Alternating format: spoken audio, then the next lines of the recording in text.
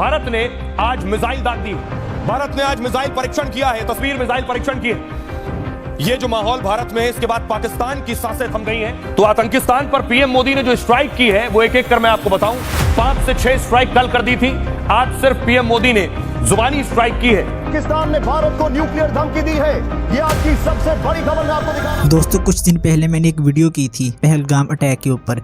अगर इंडिया में कोई मक्खी भी मरती है तो उसके पीछे भी पाकिस्तान जिम्मेदार है, जिसमें मैंने आपको ये बताया था कि कैसे इंडिया अपनी इंटेलिजेंस की नाकामी को एक्सेप्ट करने की बजाय इसका इल्ज़ाम सीधा पाकिस्तान के ऊपर डाल रहा है, और इसीलिए इंडिया ने पाक इंडस्ट्री को भी सस्पेंड कर दिया। पाकिस्तानी सेलिब्रिटीज़ और क्रिकेटर्स के सोशल मीडिया अकाउंट्स को भी बैन कर दिया, और इंडिया में लोग ये कहने लग गए कि पाकिस्तान को अब ख़त्म करने का वक्त आ चुका है और पाकिस्तान को इस दुनिया से ही मिटा देना चाहिए। और इसके बाद इंडिया ने सीधा पाकिस्तान के साथ जंग का ऐलान कर दिया। और इस हमले की साजिश रचने वालों को उनकी कल्पना से भी बड़ी सजा मिलेगी। लेकिन इसके बरक्स पाकिस्तानियों ने इंडिया की इस वार्निंग को बिल्कुल सीरियस नहीं लिया, बल्कि इसके ऊपर हजारों मीम्स बनाने लग गए। तो इंडिया की इस धमकी के बाद पाकिस्तान ने भी सीधा कह दिया कि हम भी तैयार हैं, आप आओ तो सही। ढूंढ के निकाल के मारेंगे। फिर मेरी बात याद रखो और समझ जाओ और सुधर जाओ, ठीक है? हम भी पाकिस्तानी है, कोई टेंशन नहीं है। कोई मसला है तो बोलो उधर।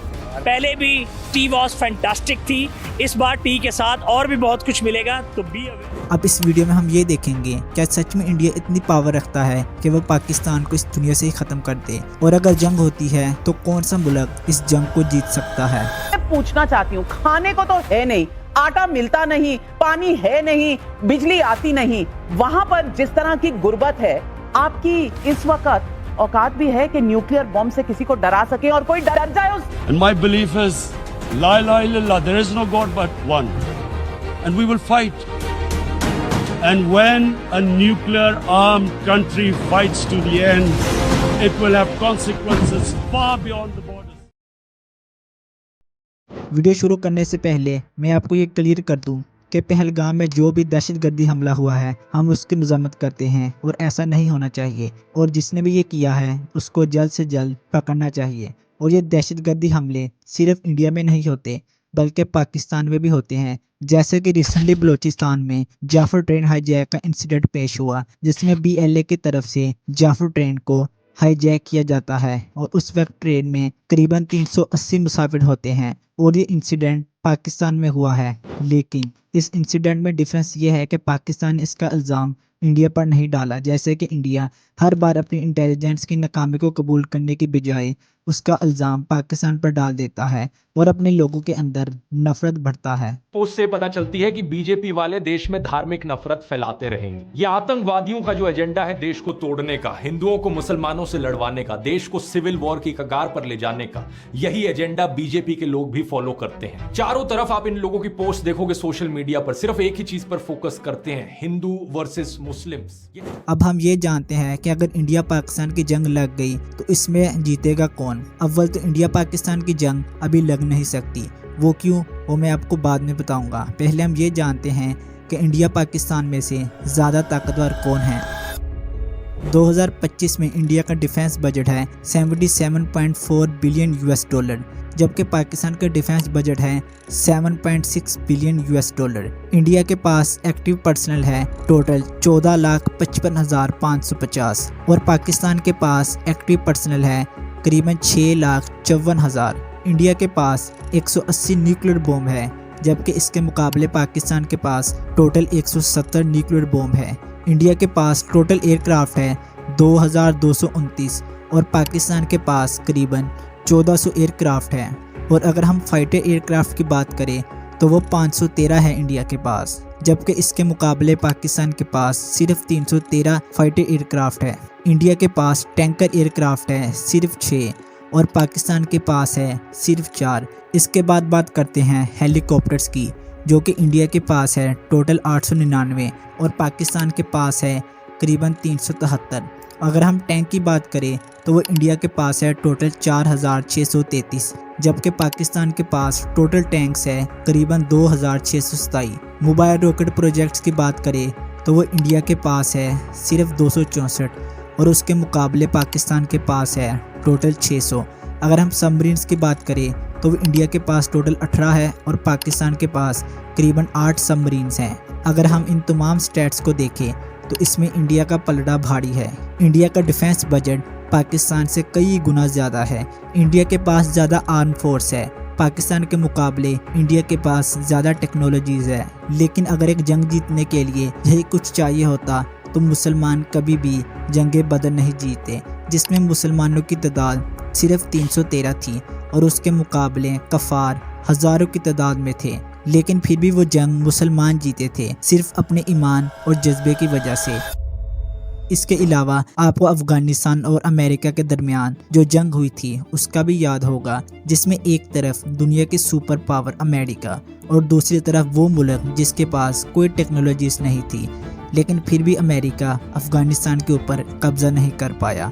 तो तारीख से हमें यही पता चलता है कि जिसके पास जज्बा होता है और वह मौत से नहीं डरता, वही फातेह बनता है।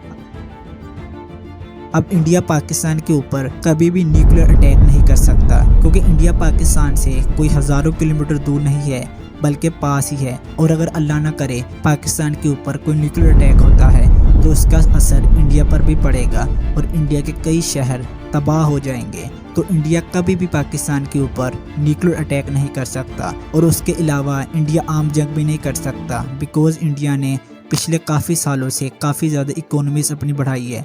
और अगर इंडिया जंग करता है तो इंडिया को काफ़ी ज़्यादा नुकसान होगा, क्योंकि पाकिस्तान तो ऑलरेडी कर्ज़ों में डूबा है। लेकिन इंडिया पिछले कई सालों से आहिस्ता आहिस्ता तरक्की कर रहा है, वो सब इस जंग की वजह से बर्बाद हो जाएगी। लेकिन उनको ये नहीं पता कि पाकिस्तान भी एक न्यूक्लियर पावर है, और जो न्यूक्लियर बम होता है वो ये नहीं देखते कि ये इंडिया है, पाकिस्तान है या फिर अमेरिका।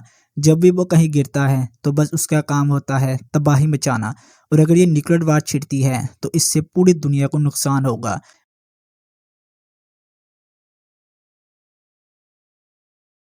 और इससे भी बड़ी बात कि इस वक्त इंडिया के पास कोई ऐसा इंफ्रास्ट्रक्चर मौजूद ही नहीं है जो कि पाकिस्तान के दरियाओं सिंध, झेलम और चनाब के पानी को मुकम्मल तौर पर रोक सके।